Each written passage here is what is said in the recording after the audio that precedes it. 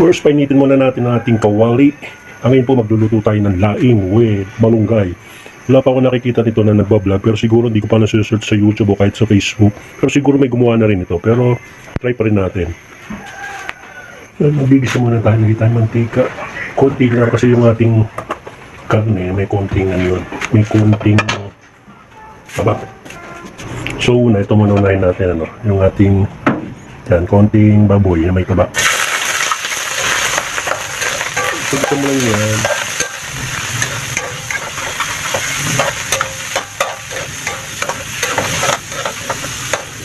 Pupulahin lang natin siya ng konti. Kaya natin pumula ng konti.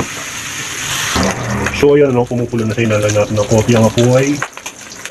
Nagtatansikan na. Talagang konti lang po ang baboy na nilagay ko dyan. Kasi ano mo masyadong laging maraming karne sa lain. Huwag lang yung hindi malagyan. So tabi muna natin. Sunod natin ang bawang. Yan. Sama-sama ko dito sa tangkalan. Bawang.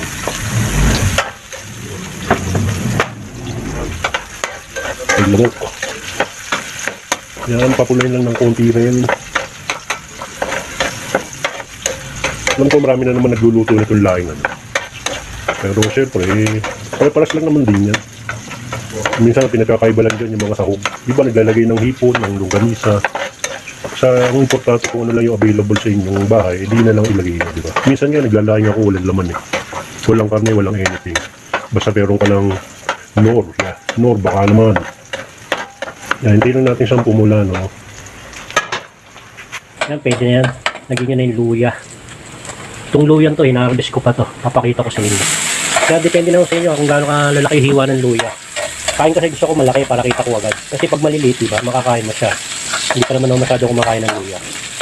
Paminsan-minsan. Kaya sa akin malalaki para kita agad. So yan, teka muna. Pakita ko sa inyo kung saan hinarvest yung luya. Yan, dyan ko siya kinuha. Konti lang naman yung tanim ko ng luya. Yan, nakitang-kita nyo. Tapos dito pa. Yun. So, dyan ko lang siya kinuha. Kaya, fresh to fresh yung luya natin. So, yan, after na medyo mapala na ng konti yung luya, lagyan natin yung sibuyas. Tabi na muna natin dyan. Then, sibuyas. So, yung bahala na kung gaano karami sibuyas. Sa ito, saktong ano lang, medyo malikal ng konti. Kasi konting ano lang naman nga, konti lang kasi yung gabi ng aking na ano, na binad. Actually, panoorin yung nakaraang kong vlog na laing din. Pinakita ko dun yung aking tanim na laing. Kaya mga sigurado kang fresh at saka hindi siya makate, no? Ulitin ko yung iba kasing na-experience ko nung nasa Manila pa ako. Pag kumakain ako ng mga laing sa karinderya, medyo makati sa dila, hindi ko alam kung bakit. So parang naisip ko lang, hindi naman ako sure din. Kasi siyempre ang gabi, kasi initlogan ng mga insekto, di ba? So siguro hindi siya masyado ng hugasan kasi ako binabrush ko talaga siya. Magkabilat na yung dahon. Binabrush ko talaga siya. Yung malinis na toothbrush. Para siguradong wala yung mga itlog-itlog na insekto. Yun ang sa tingin kong dahil na kaya minsan makati ang laing eh. Ibang mga luto. Lalo na sa mga karinderya. Pero ako 100% ilang beses na ako nagluluto ng laing. Hindi siya makati kasi nga talagang hugas na hugas siya. Dahil nga ako binabrush ko yung harapan at likod ng laing. Talagang isa-isa, as in isa-isa. Yan, medyo matrabaho. Yan, okay na po yan. And then, lagay na natin yung itong pinatuyo ko lang. So, inugasan ko lang din siya ng tubig. Muna natin ang apoy. Hindi muna pala. Yung gata muna pala. Sorry naman. So, itong gata, actually marami namang nyug dyan. Tinatamad lang akong magkayod. Kaya bumili na lang ako ng ready-made na gata. Ito siya. Okay na yan. Konti lang naman yung ating laing. Kaya nga dinadagdagan ko lang siya ng ng malunggay, why not? Kung nyo pwede naman eh. Kahit yan lagyan ito ng talong, pwede rin. Sitaw, oo, promise. Kasi di ba yung mga sitaw, talong, yun naman ang mga gulay na nilalagay sa jasa, may gata, di ba?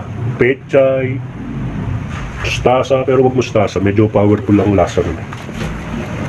Diba, yung mga sitaw nga, wag lang din okra. Pwede mo sama sa laing ang why not? Hindi naman siya makakaano ng lasa. Dahil yan ang mga gulay ng mga binanggit ko ay talagang sinasama sa gata. Diba? Kahit nga kalabasa pwede, diba?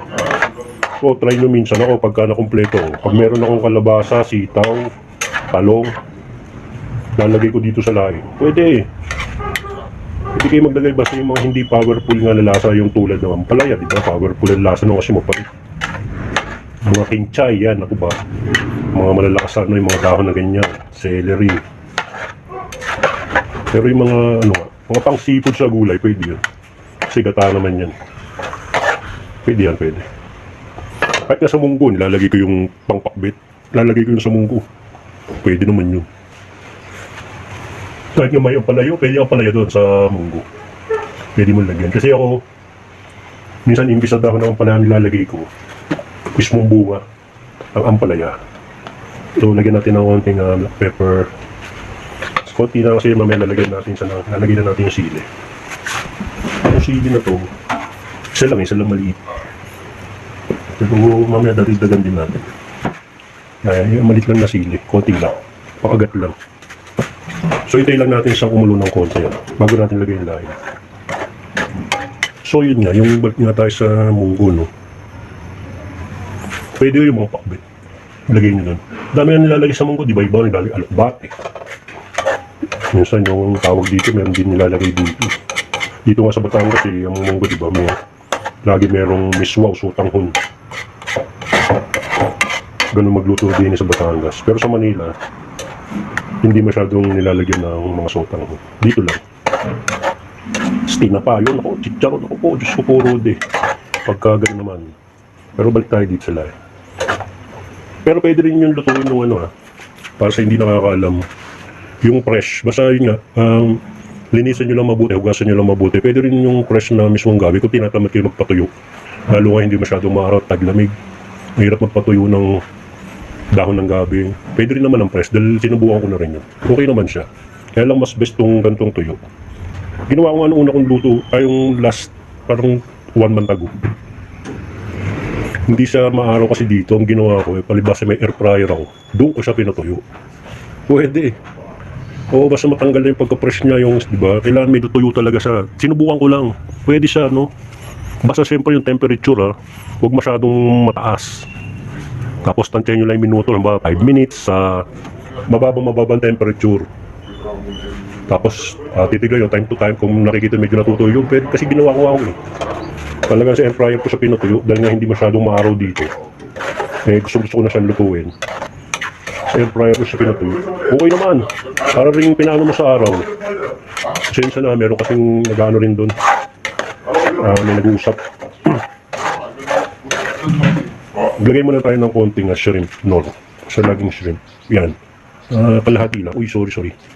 Wait lang, ayusin ko. Sipa ako yung stand. Haluin nyo lang. Manyo muna bago nilagay yung gabi. Yung lasa ng gata. Para at least, tansyado nyo. Tignan muna natin. Yun, ayos na. Kuna na sa alat kasi wala pa tayo nilalagay na asin. Hindi naman masyadong lumalasa yung nilagay natin. Konti lang. Ayos na, lagay lang tayo ng konting seasoning. Konti lang. Tantiyan nyo lang huwag masyadong bago lang. Basta tantiyan nyo lang. Oh, yeah, tama na yun. Konting asin. Ganun eh. Mga hindi ko mabilang yan eh. Basta konti lang. Pero hindi ko lang natin yun. Yun oh, meron pa natira. Malinis naman yung kamay ko. Basta tayo nalagyan na natin itong lahi. Gabi pala. Dahon ng gabi. Yan. Pag nilagay nyo to, kailangan sama na natin yung malunggay. Pare, yan. Yun lang, copyright na tayo doon. At pagkalagay natin ang pinatuyong dahon ng gabi at saka yung ating dinagdag na malunggay, halu-haluin lang natin. Tapos, pagka nakikita natin ganito ang nagiging itsura, parang kulang na sa gata, ay dadagdagan lang uli natin yan ng isa pa. Kasi malakas talagang humigop o sumipsip ng gata ang itong pinatuyo ng dahon ng gabi. So, ito na nga po na magdadagdag na tayo ng isa pa na kukumama, gata. Pero ito sa tingin ko ayos na to. Kasi hindi naman na kailangan pandagdagan dahil pangit din naman ang lasa ng masyadong maraming gata, nakakauta. Alam niyo yung nakakauta or yung nakakasawa agad. Kaya dapat talagang saktong-sakto lang ang dami ng gata na nilalagay natin dito. Tapos halu-haluin lang natin yan na ating paghiwa-hiwalayin hanggang sa lumambot yung gabi. Meron naman kasi ako natitikman dati, medyo matigas pa yung gabi. So siguro kulang lang siya sa gata or sa halo pa. Kaya dapat ang gagawin natin, tuloy-tuloy ang ating paghahalo para pantay ang pagkakaluto ng ating laing. At saka syempre, nagdagdag tayo ng gata, magdadag din tayo ng konting seasoning at konting asin pa rin. Tapos ito na naman, haluin lang natin sa ilang minuto hanggang lumambot na yung ating laing. Ngayon pagka medyo nagdadry uli, tubig na lang po ang ilagay nyo. Hindi na hugata. Para lang masipsip pa nung gabi yung ating nilagay na tubig at tapos magdadagdag din tayo ng isa pang sili. Depende naman ho sa inyo kung gaano kadaming sili ang gusto nyo ilagay dyan. Tapos ayan, titikman na natin dahil sa tingin ko malambot na siya.